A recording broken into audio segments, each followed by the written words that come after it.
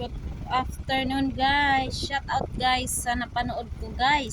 Sabi niya, hindi daw siya magmahal o mag-asawa ng single mom kasi alam kong bakit. Lalo na kung may 5, 4, 7 ang anak.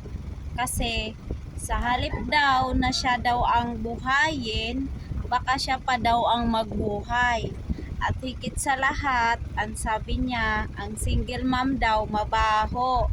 Excuse me, huwag mong maliitin ang single mom kasi ang single mom ay masarap magmahal, masarap magluto, maglaba, mag-alaga. Ngayon, sabihin mo ayaw mo sa single mom kasi mabaho. Eh di wow, ikaw. Dapat sa'yo mag-asawa ka ng hindi marunong magluto para hindi ka rin marunong kumain eh. Huwag mo malaitin timpal toy ang single mom kasi ang single mom dyan nakikita kung gaano sila katatag at kasipag.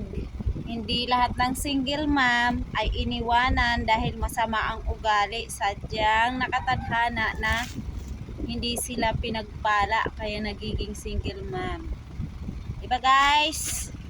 Kaya huwag mong maliitin ang single mom. Napanood ko lang siya sa FB, sinagot ko lang yung sinasabi niya.